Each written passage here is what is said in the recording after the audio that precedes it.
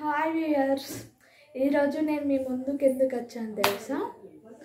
Java full stock classes చెప్పడానికి మీ ముందుకు వచ్చాను. ముందుగా నా పేరేంటి అంటే హారిక. నేను బీటెక్ చదివాను.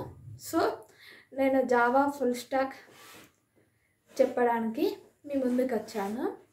మీకు నచ్చినట్టయితే ఒక లైక్, షేర్, కామెంట్ చేయండి నా ఛానల్కి.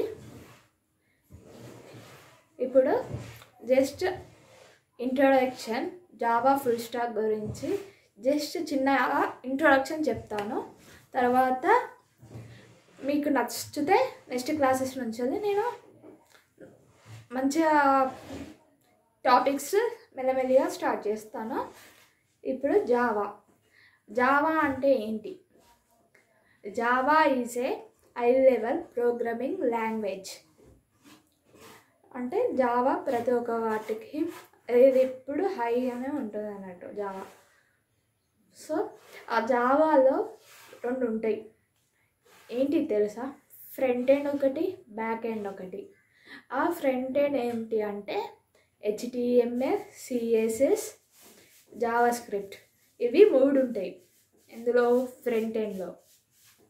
బ్యాక్ ఎండ్లో ఏముంటాయంటే SQL, advance Java, core Java, spring board, frames.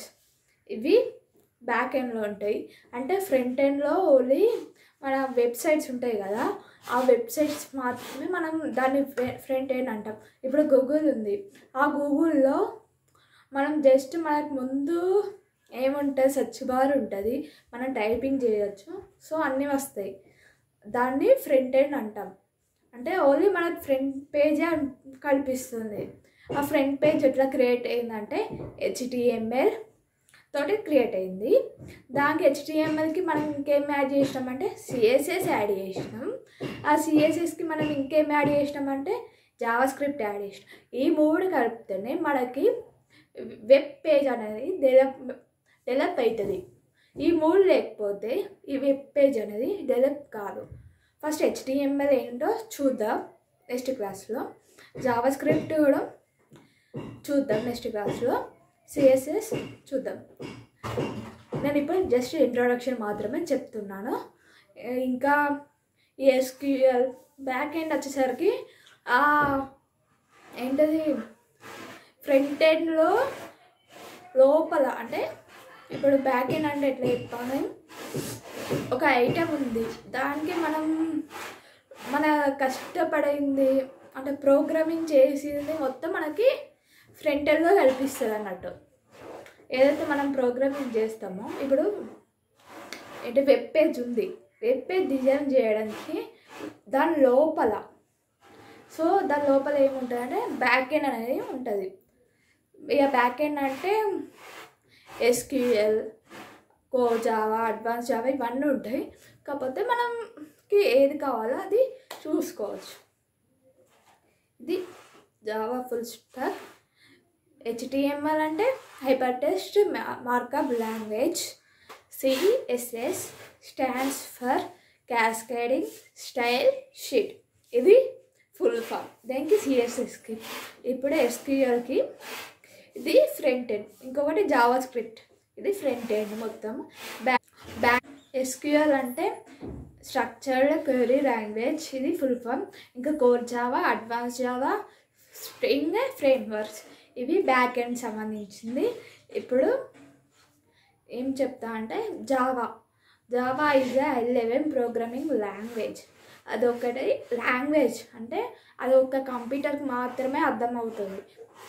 అంటే మనం ఏదైతే డాటా ఇస్తున్నామో దానికి ఎట్లా అంటే కంప్యూటర్ లాంగ్వేజ్లో మనం దానికి చెప్పినామనుకో, సో అది మనకు అనేది డాటాని ప్రొడ్యూస్ చేస్తుంది, మనకి అనేది ఇన్ఫర్మేషన్ ఇస్తుంది. సో అదొక ప్లాట్ఫామ్. జావా అనేది ఒక ప్లాట్ఫామ్. విండోస్, మ్యాథ్స్ ఇలాంటి యాప్స్ అన్నీ ఇందులో అదొక ప్లాట్ఫామ్, జావా ప్లాట్ఫామ్లో ఉన్నాయి. అది మనకి ఈజీగా నేర్చుకోవస్తుంది. ఏంటి జావా అనేది, ఈజీ టు లెర్న్ జావా అనేది. మళ్ళీ ఈ వెబ్ అప్లికేషన్ అని చెప్పా కదా, అందులో mobile application, mobile application desktop ఇవి అనేది వెబ్ అప్లికేషన్స్. మనం డైలీ యూజ్ చేసేది అవి. సో ఇది ఏంటి, జావా యొక్క ఇంట్రొడక్షన్ మాత్రమే. నెక్స్ట్ ఫర్దర్ క్లాసెస్లో నేను చెప్తాను వెబ్ టెక్నాలజీ ఇవన్నీ టాపిక్స్ అనేది మెల్లమెల్లిగా స్టార్ట్ చేస్తాను. ఇప్పుడు స్టార్ట్ చేయను. సో అంటే ఇప్పుడు స్టార్ట్ చేయనంటే నెక్స్ట్ క్లాస్లో చెప్తాను. మెల్లమెల్లగా ఒక టాపిక్ తీసుకుంటూ అర్థమయ్యే తీరు నేను చెప్తాను.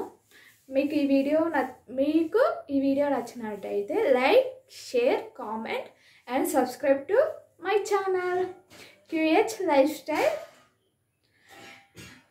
ఏమైనా డౌట్స్ వస్తే కామెంట్స్లో చేయండి. Thank you. నెక్స్ట్ క్లాస్లో కలుద్దాం. Until then, bye bye. Take care.